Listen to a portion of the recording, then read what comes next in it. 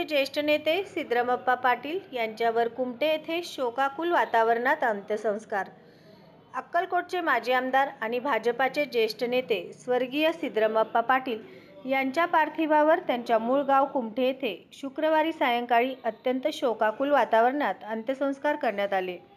हजारोंच्या जनसागराने आपल्या लाडक्या नेत्याला अश्रुपूर्ण नयनांनी अखेरचा निरोप दिला. पोलादी पुरुष म्हणून ओळखले जाणारे आणि कार्यकर्त्यांचे आधारवड असलेल्या सिद्धरामप्पा पाटील यांचे गुरुवारी सायंकाळी सोलापुरातील खाजगी रुग्णालयात अल्पशा आजाराने निधन झाले. त्यांच्या जाण्याने सामाजिक, राजकीय आणि सहकार क्षेत्रात हळहळ व्यक्त होत आहे.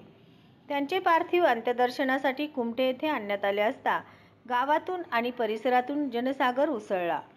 अक्कलकोटसह राज्याच्या विविध भागातून लोक मोठ्या संख्येने दाखल झाले. सामाजिक, राजकीय क्षेत्रातील मान्यवर, प्रशासनातील अधिकारी, कर्मचारी यांनीही उपस्थित राहून श्रद्धांजली अर्पण केली. पाटील कुटुंबियांचे सांत्वन करताना अनेकांच्या डोळ्यात अश्रू अनावर झाले. शेतकरी, वंचित व कमजोर घटकांसाठी आयुष्यभर झटणारा आणि अक्कलकोट तालुक्याच्या सर्वांगीण विकासासाठी संघर्ष करणारा नेता आज आपल्यात नाही याची जाणीव प्रत्येकाच्या चेहऱ्यावर स्पष्ट होती. गावभर शोकाचे वातावरण पसरले होते. यावेळी माजी खासदार डॉ.